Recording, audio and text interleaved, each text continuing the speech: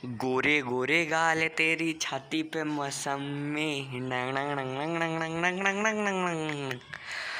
तो की हालचाल सत श्री अकाल। मैं हूँ आपका नियॉन मैन। नहीं नहीं नहीं, मैं नियॉन मैन नहीं हूँ। मेरा नाम, मैं अपना नाम भूल गया। जादू बुला लो मुझे प्यार से। तो मैं हूँ आपका जादू, और आज हम लोग स्टार्ट करेंगे केमिस्ट्री। नहीं नहीं, तुम्हारा और तुम्हारे क्रश की केमिस्ट्री नहीं, सब्जेक्ट केमिस्ट्री, क्लास 10th की। हाँ, तो स्टार्ट करने से पहले बता दो, ये बहुत बहुत बहुत बहुत पकाऊ है। तुम्हारे टीचर तुमको बहुत कुछ समझाएंगे, तुमको बहुत ज़्यादा कॉम्प्लिकेशन होगा। तुम लोग सोचोगे यार ये केमिस्ट्री कैसा सब्जेक्ट है, और मज़े मज़े में तुम लोग कॉमर्स ले लोगे। तो ऐसा बिल्कुल मत करना। केमिस्ट्री उतना ही पढ़ो जितना एनसीईआरटी में दिया हो। फालतू मतलब जो जो एनसीईआरटी में दिया हो उसको रट जाओ, हनुमान चालीसा की तरह रट जाओ, चाहे तुम्हारा जो नमाज की तरह। मैं नहीं जानता, बस रट जाओ, उसी में से क्वेश्चन आएगा तुम्हारे बोर्ड एग्ज़ाम में। मतलब बोर्ड्स मैं जब दिया था ना, मतलब उसके ना, मतलब तुम्हारे इक्वेशन के नंबर, तुम्हारे सीधे सीधे न्यूमेरिकल चेप दिया गया था। अब जिन लोगों को नहीं पता, 10th में भी जो तुम्हारा न्यूमेरिकल्स थोड़े बहुत होते हैं, मतलब न्यूमेरिकल नहीं लेकिन रिएक्शन बैलेंस करने के लिए आता है। तो ये सब बैलेंस तुमको अपनी मर्ज़ी से नशा करके वो लोग नहीं दे देंगे, बल्कि एकदम सेम टू सेम तुम्हारा एनसीईआरटी छापेंगे। तो चलो कान में ठूठी डाल लो, मैं पीछे से बैकग्राउंड म्यूज़िक बजाता हूँ, देखो। हाँ, ये बजने लगा। तो ये इसको लोरी समझ के तुम लोग सुनने लगो, बहुत प्यार से सुनो, दिल से बनाता हूँ। बहुत मेहनत लगती है यार। सब्सक्राइब करा करो, लाइक करा करो यार। चलो चलो स्टार्ट करते हैं। तो सबसे पहला चैप्टर हम लोग स्टार्ट करते हैं, केमिकल रिएक्शंस एंड इक्वेशंस। तो इस चैप्टर से पहली बात मैं बता दूं कि इस चैप्टर से तुम्हें 5 मार्क्स के क्वेश्चन आ जाते हैं, या 3 मार्क्स या 5 मार्क्स के क्वेश्चन टोटल। साइंस में 80 मार्क्स में से 5 मार्क्स के क्वेश्चन इसी चैप्टर में से आते हैं। तो ये बहुत ही इंपॉर्टेंट चैप्टर है। तो शुरुआत मतलब यही समझोगे ना, तो फिर एसिड बेसिस और आगे के चैप्टर्स तुम इसी से समझोगे। मतलब बहुत, मतलब कोर है केमिस्ट्री का। तो जब हम लोग आ ही गए हैं कोर ऑफ केमिस्ट्री पे, तो हम लोग जान लेते हैं कि केमिस्ट्री होती क्या है। मुझे याद है मेरे एक ट्यूशन वाले सर थे, वो ज़्यादा कुछ नहीं करते थे। 4 बच्चों को खड़ा करते थे, पूछते थे व्हाट इज़ केमिस्ट्री। चारों बच्चों अलग अलग जवाब देते थे। कोई बोलता था it is a branch of science which deals with reaction, कोई बोलता था ये ब्ला ब्ला ब्ला ब्ला। और वो क्या करता था ना, वो टीचर इतना नशेड़ी था, वो चारों सेंटेंसेस को कंबाइन करके एक डेफिनेशन दे देता था। बोलता था ये है तुम्हारी असली डेफिनेशन। तो अगर कभी भी तुमसे पूछे केमिस्ट्री क्या है, तो सिंपल समझ जाओ ये एक साइंस का ब्रांच है जो कि तुम्हारे केमिकल रिएक्शन से डील करता है। केमिकल चेंजेस, या जो तुम्हारे एटॉमिक लेवल पे जो भी चेंजेस हो रहे हैं उससे डील करता है। तो अभी हम लोग बढ़ने से पहले तुम लोग 8वीं में या 6वीं में पढ़ोगे केमिकल और फिज़िकल चेंज में डिफरेंस, मतलब क्या होता है केमिकल और फिज़िकल चेंज। तो तुम्हारी एनसीईआरटी में भी सबसे पहले एक एक्टिविटी दी गई होगी कि ये पहचानो ये तुम्हारा केमिकल चेंज कौन सा है, कौन सा फिज़िकल चेंज है। तो मैं मान लेता हूँ कि तुम लोग बहुत पढ़ाकू होगे, तुम लोग को केमिकल चेंज और फिज़िकल चेंज पता होगा। यार छोड़ो, चलो बता ही देता हूँ। केमिकल चेंज जिसमें जो तुम्हारा जो प्रोडक्ट फॉर्म होता है उसका characteristic is entirely different from, तो जो तुम्हारे रिएक्टेंट्स होते हैं उनसे एकदम डिफरेंट होता है। फिज़िकल चेंज जो रिवर्सिबल होता है, मतलब पानी को बर्फ़ बनाओ, बर्फ़ को पानी बनाओ, कुछ मतलब नहीं है उसका, लेकिन फिर भी। तो ये तुम्हारे केमिकल और फिज़िकल चेंज में डिफरेंस हो जाता है। अब हम लोग पढ़ते हैं कि केमिकल रिएक्शन और इक्वेशन। तो सबसे पहले ये जान लेते हैं केमिकल रिएक्शन क्या होता है। तो केमिकल रिएक्शन तुम्हारा केमिकल चेंज की तरह होता है। The transformation of chemical substance into another chemical substance whose property is entirely different from मतलब जो पहले वाला उसका प्रॉपर्टी से तुम्हारे एकदम डिफरेंट है। मतलब समझ लो ना, तुम्हारा हाथ एकदम अचानक से काला हो गया और फिर वो वापस गोरा नहीं हो सकता, या अगर तुम काले हो तो तुम्हारा हाथ एकदम से गोरा हो गया और वो वापस काला नहीं हो सकता। तो इसी को हम लोग कहते हैं केमिकल चेंज, मतलब इर्रिवर्सिबल है। उसका जो कैरेक्टरिस्टिक, उसका जो प्रॉपर्टी है वो एकदम डिफरेंट है तुम्हारे पहले वाले से। तो इसी को हम लोग केमिकल रिएक्शन कहते हैं। अब दूसरा होता है तुम्हारा केमिकल इक्वेशन। केमिकल इक्वेशन मतलब इसका सिंपल एक लाइन का डेफिनेशन है, the representation of chemical reaction is chemical equation. अब तुम ये तो बोलोगे नहीं ना कि गोरा हाथ पे धूप पड़ा तो वो काला हाथ बन गया, ऐसा नहीं बोलोगे। तो तुम सिंपल लिख सकते हो गोरा हाथ प्लस धूप जो कि जादू को चाहिए थी गिव्स काला हाथ। अब इसको और सिंप्लीफाइड लिखने के चक्कर में तुम ये भी लिख सकते हो GH मतलब गोरा हाथ plus SL sunlight gives KH काला हाथ। तो बस इसी को रिप्रेजेंटेशन ऑफ केमिकल चेंज को हम लोग कहते हैं केमिकल इक्वेशन। तो हम लोग एक एग्जांपल ले लो। मान लो मैग्नीशियम ऑक्सीजन के साथ रिएक्ट किया और वो बना दिया मैग्नीशियम ऑक्साइड। अब थोड़ा साइंटिफिक वे में बात कर लेते हैं, बहुत कोरा हाथ काला हाथ हो गया।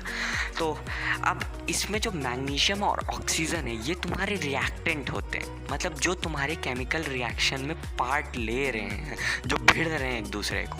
और जो तुम्हारा मैग्नीशियम ऑक्साइड बन के तैयार हो गया इन दोनों के भिड़ने से, उसको हम लोग कहते हैं प्रोडक्ट।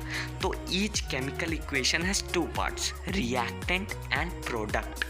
ठीक, अब इसमें जो तुम्हारा सबसे पहला जो एक्टिविटी है वो है तुम्हारा मैग्नीशियम। तो उसमें क्या करते हैं कि मैग्नीशियम रिबन होती है उसको क्लीन किया जाता है। अब एक क्वेश्चन जनरल एग्जाम में पूछ लिया जाता है कि मैग्नीशियम रिबन को क्लीन क्यों किया जाता है। तो इसका सिंपल सा आंसर ये है ताकि उस पर जो डस्ट है या उस पर जो ऑक्सीजन पहले से रिएक्ट कर चुका है उसको साफ़ करने के लिए। तो मैग्नीशियम को वो कर दिया जाता है, मतलब क्या बोलते हैं, साफ़ करके उसको जलाया जाता है। जलाना मतलब समझ लो उसका मतलब रिएक्शन ऑक्सीजन के साथ किया जा रहा है। या मतलब कहीं भी अगर ये लिखा जाए कि इसका किसी भी सब्सटेंस का ऑक्सीजन के साथ रिएक्शन हो रहा है, मतलब समझो उसको जलाया जा रहा है। तो जब उसको जलाया जाता है तो वो एक वाइट मतलब एक चिंगारी सफ़ेद चिंगारी वो करता है, नीचे पाउडर गिर जाता है और एक डैज़लिंग वाइट फ्लेम, ये कुछ भी बोलते हैं ये लोग, ये नहीं कि सीधा सफ़ेद धुआं निकल रहा है, ये नहीं, डैज़लिंग वाइट फ्लेम मिलता है। और ये जो नीचे पाउडर गिरा रहता है ये होता है मैग्नीशियम ऑक्साइड। तो पहला ये तुम्हारा एक्सपेरिमेंट ख़त्म हो गया। अब हम लोग देखते हैं कि जो केमिकल रिएक्शन होते हैं उसके कैरेक्टरिस्टिक क्या होते हैं। मतलब अगर कोई रिएक्शन हो रही है तो तुम कैसे पता लगाओगे कि वो एक केमिकल रिएक्शन है। हो सकता है वो फिज़िकल चेंज भी हो सकता है, लेकिन केमिकल चेंज कैसे। तो इसके तुम्हारे मतलब क्वेश्चन आ जाते हैं 3 या 5 मार्क्स में आ जाता है। तो इसमें तुमको 5 पॉइंट लिखना है, जिसमें से अगर तुम 3 भी तैयार कर लेते हो तो बहुत है, क्योंकि मोस्टली 3 ही मार्क्स का क्वेश्चन आता है। पहला आता है इवोल्यूशन ऑफ गैस।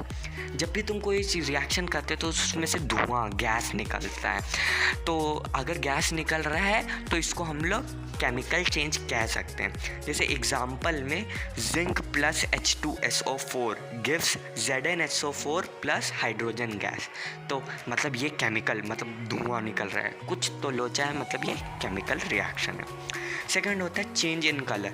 जैसा कि मैंने बताया था काला हाथ गोरा हाथ। तो अगर तुम्हारा कलर चेंज हो रहा है, जैसे क्या बोलते हैं, जो तुम्हारा कई बार होता है जब कोई भी तुम रिएक्शन करते हो, तुम लोग केमिस्ट्री ऐसे ही जाने होगे, ये रिएक्शन कर रहे हैं चेंज कलर हो गया। इसका हम लोग रिएक्शन आगे बाद में पढ़ेंगे कि कौन कौन से रिएक्शंस इसमें आते हैं चेंज इन कलर में।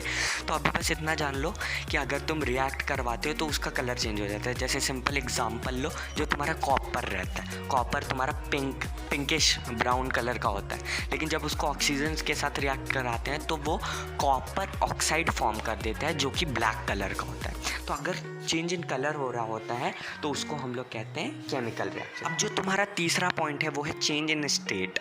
मतलब कई बार होता है तुम्हारा स्टेट में भी चेंज होता है। इसको मे बी और मे बी नॉट ले सकते, क्योंकि जो तुम्हारा बर्फ़ और पानी का खेल होता है उसमें भी चेंज इन स्टेट होता है, लेकिन वो तुम्हारा एक्चुअल में वो नहीं है ना, क्या बोलते हैं, तुम्हारा क्या बोलते हैं, केमिकल रिएक्शन तो है नहीं। तो इसका मे बी और मे बी नॉट वाला इसमें फीचर आता है। जैसे इसमें एग्जांपल में तुम ले लो hydrogen gas plus chlorine gas, ये दोनों मिलके HCl बना देते हैं, लेकिन वो लिक्विड होता है। तो यहाँ पे स्टेट का चेंज होता है, तो इसको भी हम लोग केमिकल रिएक्शन में काउंट करते हैं। फोर्थ जो तुम्हारा होता है चेंज इन टेम्परेचर। मान लो किसी भी चीज़ को तुम क्या बोलते हैं, मान लो कोई भी चीज़, कोई भी रिएक्शन हो रहा है, उसमें टेम्परेचर डिफरेंस आ रहा है। मान लो कोई रिएक्शन किए, उसमें एकदम ठंडा चीज़ पड़ गया, ठीक, और कोई रिएक्शन किए वो एकदम गर्म हो गया, तो इसका मतलब केमिकल रिएक्शन होता है। इसमें भी मे बी और मे बी नॉट वाला फीचर है, क्योंकि पानी को तुम गर्म करो, वेपर्स बन जाएगा, भाप, वो भी गर्म है, तो इसका मतलब ये थोड़ी ना कि केमिकल चेंज हो रहा है। इसके भी रिएक्शंस हम लोग बाद में पढ़ेंगे। और 5th पॉइंट होता है फॉर्मेशन ऑफ प्रेसिपिटेट।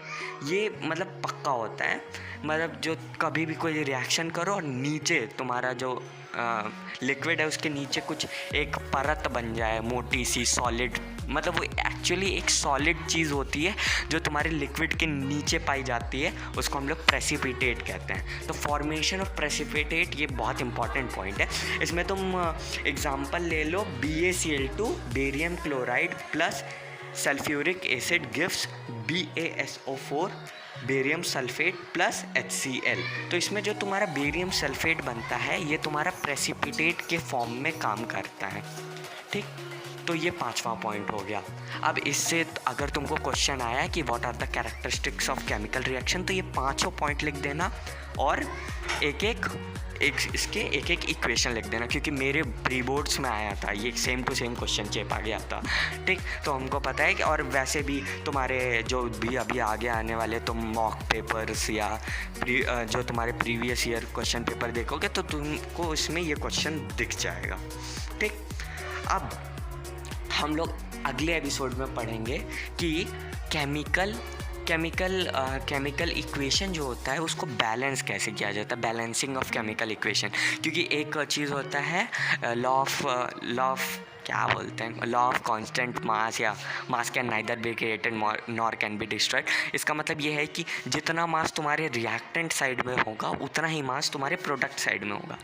तो फिर इसको हम लोग बैलेंस करते हैं रिएक्शंस को। अब हम ऑडियो में तो समझा नहीं सकते, फिर भी हम अपनी पूरी कोशिश करेंगे ऑडियो में समझाने की। तो आज के लिए बस इतना ही, मिलते हैं अगले एपिसोड में और हम लोग सीखेंगे, आगे का पार्ट पढ़ते हैं और उसके बाद हम लोग ये भी देखेंगे कि टाइप्स ऑफ केमिकल रिएक्शन किस किस टाइप के होते हैं। तो जा यार, अब शेयर करो, तुम देख ही चुके हो, अपने दोस्तों भाई बंधुओं को दिखाओ। कुछ लोग अभी लोरी की आवाज़ सुन के सो गए होंगे, लेकिन मुझे नहीं लगता मेरी आवाज़ इतनी ख़राब है कि कोई सोया भी होगा। तो फिर जाओ, मज़े करो, हिलाओ और सो जाओ। बाय।